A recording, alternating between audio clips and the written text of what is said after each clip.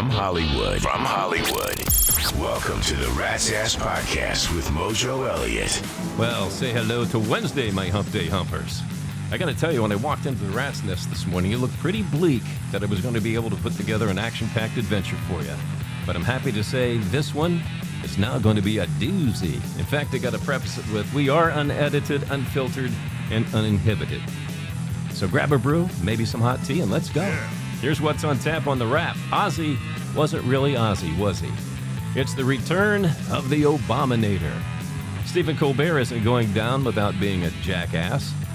And what vehicle do you automatically assume the driver is a Fook nut? That's right, I said Fook nut. And we have a really special anniversary coming up to tell you about. You want to stick around for that. And another round of head trauma is on the way. We're going to whip out the mystery voice on you today. Plus our usual lunacy and loose behavior, including weird, wacky, and ridiculous people. That's what's coming up today on the Rat's Ass Podcast for Wednesday, July 23rd. Thanks for lending me your ears. Now, you might hear a fan in the background because it's really humid here in Hollywood today. It's not really hot. It's 70 degrees. But for some reason, it is really humid. Plus, it's the only fan I have, so there is that. Let's get into the Wrap. Ozzy Osbourne, as you know, passed away on Tuesday. He was surrounded by his family, and he died where it all began for him in Birmingham, England. I assume that's where his final resting place will be, too. But 18 days ago, he rejoined Black Sabbath in Birmingham for his final bow, and none of us knew he'd be gone within 3 weeks after that show. Because Oz, although 76 and dealing with Parkinson's, he was magnificent that night as he sat on the throne and belted out all the tunes. Now, granted, it was only a 35 to 40-minute set, but it sounded fantastic. Now, in the radio circles I travel, a couple ex-radio pros called me yesterday and said, you know what, it really seemed like Ozzy willed himself to die after that final show. And when you think about it, it's possible. I mean, Ozzy was Ozzy. He lived to be Ozzy Osbourne, and when he couldn't do it in the way that he wanted to do it, it's extremely possible that he went someplace just to kind of check out. It's possible. Now, I can tell you from watching him sing Mama, I'm Coming Home during the final show, there wasn't a dry eye in the house, including Ozzy and including my house. It's very touching because you could sense in his voice he knew the end was coming. But none of us knew it'd be within 3 weeks of that final show. Now, I only saw Black Sabbath once. I never saw Ozzy solo. His performance, when I saw him with Black Sabbath in 1978 when Van Halen opened for them and blew them off the stage at the Civic Arena in Pittsburgh, kind of tainted me from wanting to see him live again, and I regret that. I really do. Because in the 80s, I was so immersed in top 40 radio, I didn't really pay attention to his 80s run. I knew the music, heard the music, we just didn't play it on top 40 radio. But if you listened to a rock station, you couldn't get away from it. And I loved the music, it's just that wasn't where my head was at that time. And then in 1991, I got back into rock radio, and he released No More Tears in 1991. And that album inspired me to re-engage not only with Ozzy, but also with Black Sabbath. And then came The Osbournes, the TV show. And that's when you just kind of really realized who Ozzy really was, and it made him really likable. And I got hooked on all the reality shows then. Well, not all, just the rock reality TV shows, including Family Jewels with Gene Simmons, Eddie Money's show, because Eddie used to drop by the radio station from time to time. We had some good chats that I've talked about on previous episodes. But here's the thing that you have to know. During my radio career, I've met and interviewed a lot of rockers from 1991 to 2007. Many of them mentioned Ozzy as being an influence, depending on how heavy the music was. If it was metal, Ozzy was definitely involved in being an inspiration for people who played metal. But here's the thing I realized yesterday as I thought back and reflected on everything. Not once did I ever hear a bad word said about Ozzy Osbourne. Never. Never. Guys who played on stage with Ozzy, guys who opened up shows for Ozzy, Black Sabbath, never a bad word about Oz. Never. Now, I posted an Ozzy and Black Sabbath tribute on the Rat's Ass Podcast YouTube channel. It's called Rat's Ass Rock TV. You can connect at ratsasspodcast.com. It features a 90-minute interview with Ozzy, 2 live concerts, 1 solo, 1 with Black Sabbath, 30 of Ozzy's best songs solo and with Black Sabbath as well. So, you know, another legend laid to rest. And may the Prince of Darkness rest in peace in the light of heaven. And thanks for the fucking rock, Ozzy. All right, I'm going to use a phrase I dislike very much to transition from Ozzy's passing into a more serious subject, changing gears. Barack Obama, the Obaminator, came out yesterday in defense of the accusations of treason that was issued by U.S. Director of National Intelligence Tulsi Gabbard on Friday. Naturally, he's denied every accusation leading up to a coup to House President Trump. I love that word. We did a coup. To House President Trump after he slaughtered Hillary Clinton in 2016. She's so embarrassed by it still. She's still got the Trump derangement syndrome. There's a lot of lock him up stuff circulating on social media too, but what you have to know is Obama, being a former president, he has immunity. He's not going to jail. Okay, he might have some other things that he has to do to pay the price for what he's done because they have him dead to rights. We'll find out more as the cards play out. But they tried to strip Trump of his presidency the first time around. And if you remember, when he got elected this time, they tried to stop him from having immunity. Remember that, the Democrats? Yes, that's what they did.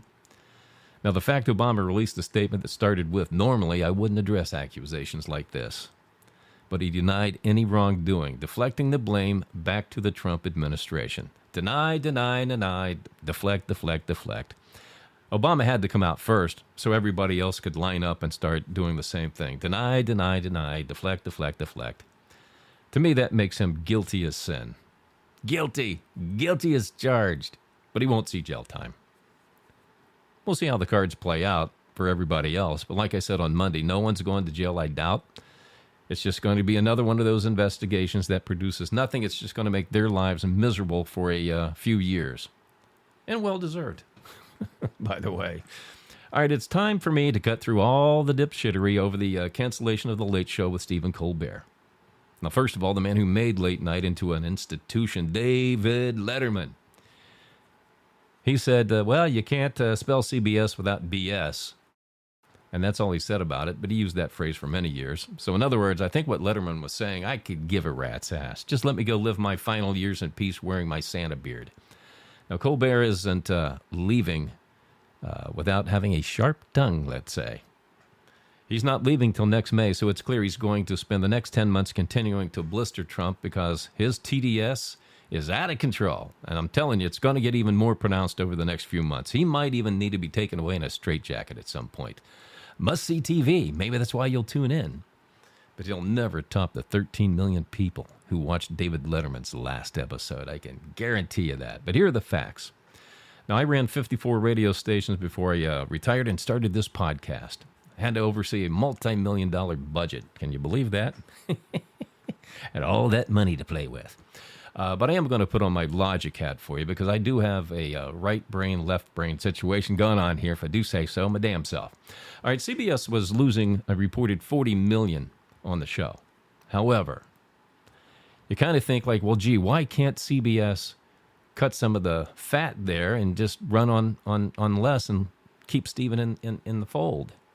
Well, it would diminish the show. There's a reason why the show is the way it is now, regardless of whether you like it or not. It's there because he has the staff that he has. If you start pulling that, break it in half, the show diminishes and it flusters and ends up getting canceled anyway. So that's why they're going to cut its head now in May. But here are the facts about the ratings. You hear a lot about the ratings, but you don't get the real numbers. So I pulled up the real numbers for you because I believe in giving you the facts or you're just talking out of your ass. All right, here are the rankings through June. Number 1, Gutfeld on Fox. 3.29 million viewers. Number 2, The Late Show with Colbert, 2.42 million viewers. And number 3, Jimmy Kimmel, 1.77 million viewers. And number 4, bringing up the rear, The Tonight Show, which used to be an institution that nobody could touch. Fallon only gains 1.19 million viewers per show. Now, here's the deal. The audience for network television is so fragmented thanks to everything that we have to watch today. Colbert has never grown The Late Show beyond what David Letterman did. When Letterman, before his final show of 13 million people, he averaged about 2.88 million. But at the end of the day, after 10 years, Colbert has never grown the show. It's actually diminished. So you're going to call that low ratings. So here's what it is. Okay, bottom line. This is the bottom line on this. When you combine costs, $40 million, losing that, probably some creative differences with CBS, and they have the right to toss his ass out because it's their network. You got low ratings, no show growth after 10 years. The result is a cancellation. Because here's the deal. The money they're spending on Colbert, CBS is going to take that money and spend it where the money makers are, the other key day parts. Because right now, because of the fragmentation, we went through this in radio. We had to cut all the fat. We only paid attention to Monday through Friday, 6A to 7P, because that was the money-making hours. That's what network TV has to do now, too. And it wasn't making money. If it was, they would have kept it. They would have kept it. And maybe the affiliates, maybe they're tired of hearing the Trump bashing. Maybe they're tired of it and say, can we get some entertainment in here besides the nightly Trump bash? But this is why you can also probably say goodbye to Kimmel and Fallon in the future, too. All right, let's say you're driving down the freeway at a decent rate of speed, let's say 70 miles an hour, and from out of nowhere, some fook nut decides you're going too slow and cuts you off. What kind of car are they always driving? It used to be the BMW driver. Not anymore. We've got a whole new list of top 5 privileged drivers who think they own the road and the rules don't apply to them unless they see the flashing red lights in the rearview mirror, and then they know it's the highway patrol and they fucked up. Yep. BMW no longer number 1. BMW slipped to number 5. Number 4 is Lexus. They've held on to that spot for a while. This one surprised me. Subaru. I thought they were very conservative drivers. They were like we don't like Volvo, so we'll buy a Subaru. But Subaru is now number 3. They think the road belongs to them. Number 2, it's the pickup drivers. Ford, Chevy, GMC, Nissan, Toyota. But mainly the F-250 from Ford and the F-150. Who of us have not fingered a Ford as they pass you on a freeway and cut you off? All right, number 1. Anybody want to take a guess? It's very electrifying. These are the new fook nuts on the freeway. Tesla. The Tesla driver is now the new BMW driver. I have a feeling a lot of Beamer drivers moved over to the Tesla, too. All right, there's a special anniversary I need to give you a heads up about. On Monday, July 28th, it's the 47th anniversary for the release of my all-time favorite movie. If you listen to the podcast on a regular basis, it's Animal House. I watch it every July 28th, wrapped in a toga with a cool drink. I used to put a keg in my garage and yell at my neighbors, hey, grab a brew, don't cost nothing. Then it started costing something, so I stopped that real quick.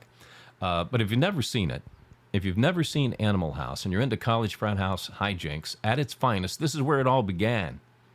This is where it all began with the Ronchcoms.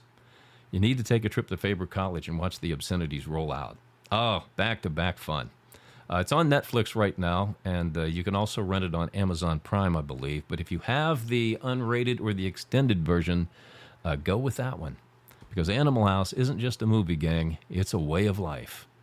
We got to bring back the toga party, though. Oh, I used to throw those too. Toga parties, keggers. Oh, they were always fun. Now, if you're asking, what's a toga party? Just watch the damn movie. He has 3 balls and no strikes and likes it high and tight. That I do. Here is Mojo Elliott with Rat Sports. All right, while we patiently wait for the start of the upcoming NFL and college football seasons, all eyes are on baseball, the trade deadline on August 1st. What teams will be trading up and what teams will be selling to the teams trading up?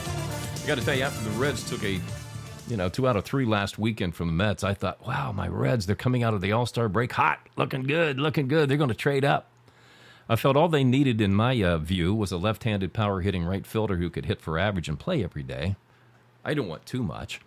But after losing 3 in a row, including 2 in a row to the lowly 41-60 Washington Nationals, the Reds might be selling off some contracts. And they got some decent pitching they can sell off. And there's a lot of teams looking for pitching right now. But anyway, thanks for letting me vent about my always rebuilding Cincinnati Reds. The Dodgers, they're in trouble. Their bullpen imploded again last night. Dodgers are now only leading the National League West by 3.5 games. That's it. They were up big. And now, over the next 8 days, you can bet they're going to be looking to trade up and get some pitching, starting and bullpen. Because I think they have like 12 pitchers on the injured list right now. But in the last 10 games, Dodgers only 3-7.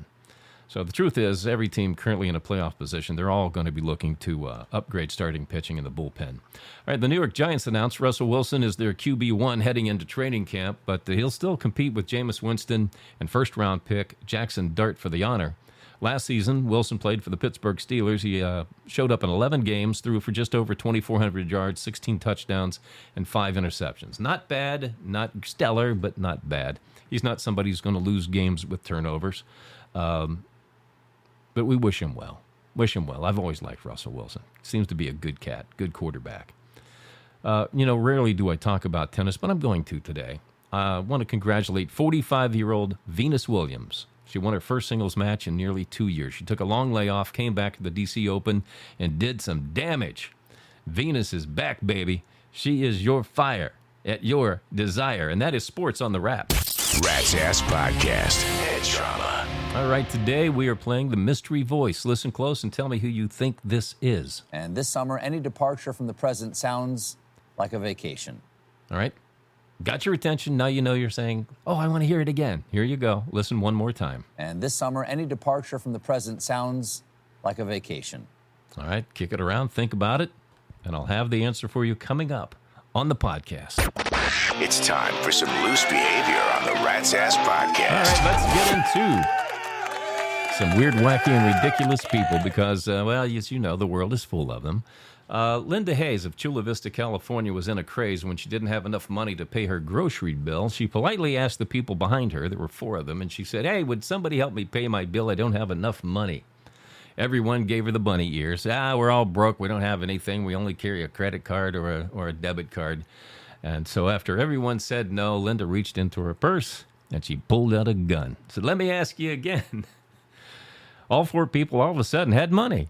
And they chipped in and paid her entire $34 grocery bill. Now, as Linda walked outside with her groceries, feeling good that she got some free groceries, Linda was arrested by the Dallas PD. Yeah, they told Linda, you know what, honey? You're in Texas now. You're not in Gavin Newsom's California. Hey, heads up. Here comes your celebrity cheese. All right, by now you know we lost Malcolm Jamal Warner, better known as Theo Huxtable on The Cosby Show on Monday. Malcolm was on vacation in Costa Rica and drowned after getting caught up in a riptide. Now, it turns out there wasn't a lifeguard on duty in the cove where they were swimming with his family, and Warner was taken from us. He was 54. Now, when we have 2 celebrity deaths in a row, like Malcolm Jamal Warner and Ozzy Osbourne, there is a superstition that says celebrities die in 3s. Okay, and while we're not advocating for a third person, we do like to play Celebrity Death Pool here on the Rat's Ass Podcast. So who do you think will be the 3rd celebrity to die? Who do you think it will be? Usually it happens within a 10-day period, so we put a 10-day period on it. So we're talking about July 31st on a time frame here as ground rules for the Celebrity Death Pool. So who do you think the 3rd will be? All right, not to be outdone by Gwyneth Paltrow, who said her favorite sex act with Ben Affleck was teabagging. Jennifer Lopez, another ex of Ben Affleck, announced at a concert that, well, you know what? I like it hard and fast. That's how I like it. Give it to me hard and fast. Now, she didn't allude to Ben when she said this. We also linked her to Diddy, too, right? She likes it hard and fast. But why would she bring it up if it wasn't to take spotlight away from Gwyneth? Now, we're patiently awaiting to hear from Jennifer Garner. Anyone want to guess what her and Ben were into? I bet it involved a Capital One credit card. Come on. You can imagine the possibilities. Come on, you know. Come on, think about it. Got to slide that puppy. All right. Turns out ex-astronomer CEO Andy Byron might be able to sue Chris Martin and Coldplay for their kiss cam exposing Byron and astronomer HR director Kristen Calvert's affair. The mistake Martin made was saying to the audience they might be having an affair as they ducked. Now, if Byron chooses to take action, legal pros say he could rake in millions in defamation damages. This explains why, I guess, Martin now announces the kiss cam in advance as opposed to using the sneak attack method. Is there love in the air between Naked Gun stars Liam Neeson and Pamela Anderson? Wouldn't that be a nice pairing? Neeson said during a red carpet event that he's always been madly in love with Pamela from afar for years, and she couldn't resist paying him back with some appreciation with a lot of hugs and kisses on the red carpet at the premiere of Naked Gun. That's out now. Now, we don't know if this is just some kind of a shameless promotion between the two to promote a movie that's probably not going to do very much bank, but I am rooting for the 73-year-old Neeson to tap that ass, and tap it good. That's what I do. I say, tap that baby good. Immature. The man's immature, you know? And before I forget, Britney Spears has now been single for 145 days. Who gives a rat's ass?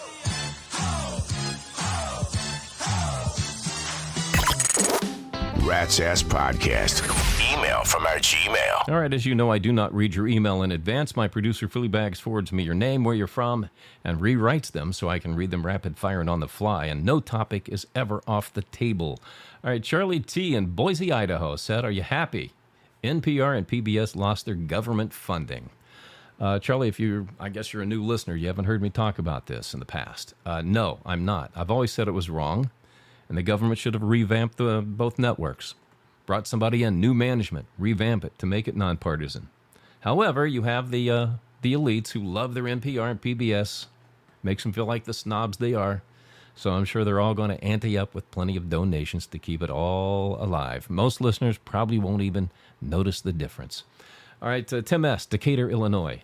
Have you ever dealt with a woman who completely ghosts you? I have not, Tim. It's never happened to me. But if it did, I just simply move on. There's no reason to waste your time giving her a second thought because there's plenty of fishies in the sea. All right, Belinda C., Charleston, South Carolina said, I want to tell you a funny story. I was talking to my boyfriend on the phone one night, and my effing brother overheard me talking about what you said about the best place to have sex and not worry about getting caught was a graveyard. Yeah, it's true. Well, we have one about 4 miles away that we went to have a backseat Who's Your Daddy. Fleabag, did you write that, or did she? She did. She said, Who's Your Daddy? I love it. I love it. Backseat Who's Your Daddy? We've all had those, haven't we? And if you haven't, highly recommend it. Oh, it's like, you know what a pretzel feels like at that point. Would you believe, right in the middle of an orgasm, my creepy little brother and one of his friends started banging on the trunk. My boyfriend jumped out of the car and chased them naked across the graveyard, hurtling headstones. I wish I could have got it on film because it was really hilarious. Sounds like it. I mean, I got a visual right there when you said he was naked chasing them across the graveyard. I'm assuming it was at night and jumping over headstones, hurtling headstones. Wow, that could be an Olympic event, hurtling headstones naked. That could cause a concussion on the little head, though. Really could. Noah W., Marietta, Georgia. I know you say people who work together should never date, but a girl I work with just got laid off, and she was told they could hire her back at some point. Is she dateable? Oh, absolutely. Go for it, man. Chances are they just say that when they're on the way out the door. If anything happens, opens up, we could bring you back just to make them feel good, but 9 times out of 10 they don't. So I think you're good to go, my man. Oliver K., Baton Rouge, Louisiana. Louisiana? I've never been to Louisiana, but Louisiana I have. You said you were looking for a stunt guy to do live breaks for you. I've done this for a defunct morning show here in Baton Rouge. Any chance you would consider someone that's not from Los Angeles to do live stuff? You know what? That's an interesting idea, Oliver. That is interesting. I'm certainly open to the idea. With technology today, Baton Rouge is really just right down the street from L.A. I'll have Fleabag. I'll have my guy reach out to your guy, and we'll set up a meeting and talk it out, all right? Brandy B., St. Paul, Kansas, said, you were talking about government-run grocery stores on your last show, and did you know the one we have here is going broke and is probably going to close? It couldn't happen at a better time, Brandy. Sorry you're losing your government-run grocery store. But, this is what they want to do in New York City. If, what's his name, Laurent Mamdani, if he gets in as mayor, this 33-year-old who hasn't lived a day in his life yet, he's been coddled his whole life. What the hell does he know about living, right? But this is what he wants to do. Government-run grocery stores. They're going to sell it to you like it's Whole Foods at dollar store prices. And you're going to buy into it. And if you do, enjoy that government cheese and peanut butter, New York. All right, if you have any questions, observations, or comments, you can send them to my producer, Fleabag, at ratsasspodcast@gmail.com. The more outrageous and salacious, the better. Rat's Ass Podcast. Head trauma. All right, today we're playing the mystery voice. Listen again and tell me who you think this is. And this summer, any departure from the present sounds like a vacation. All right, if you said it is Stephen Colbert, Yeah, baby. you are correct. But if you missed it, go see a doctor about your head trauma and get well soon. All right, I got a split. I'm entered in a three-legged race tonight that I'm running solo because I can. But I do have one more thing for you. Did you know that if you have a leg that shakes uncontrollably, it really is called the Jimmy leg? What's it like to have 3 Jimmy legs? How would I know that? Come on, I've seen you do it. What? See me do what?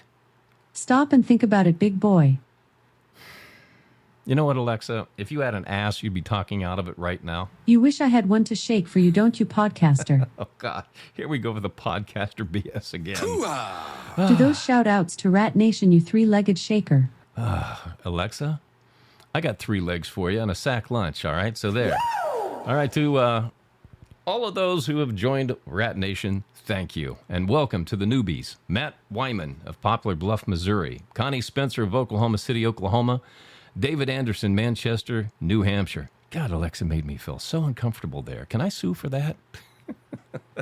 To the Resistance, those of you who email us but have never joined Rat Nation yet, but you will. You will. Kat B. in Bradenton, Florida, Eugene S. in Gary, Indiana, and Byron O. in McAllen, Texas. And around the world to listeners in Vancouver, Canada, Paris, France, and believe it or not, I think Vladimir tuned in last week because we got somebody who checked in from Moscow. Now's your chance to be one of the few and the loud. Join Rat Nation at ratsasspodcast.com. Membership does have its rewards, you know. All right, that's it for this episode of the Rat's Ass Podcast. I urge you to check out ratsasspodcast.com to get the entire Rat's Ass Podcast experience. You can listen to podcasts, rock out on Rat's Ass Rock TV, read the blog. It is loaded with enough hot topicality to give you an eyegasm in both eyes. Plus, you can join Rat Nation. We're going to do this again on Friday to kick off the weekend, July 25th. Take care of each other, and thanks for stopping by the Rat's Ass Podcast. The conversation continues between podcasts on X and ratsasspodcast.com. ratsasspodcast.com.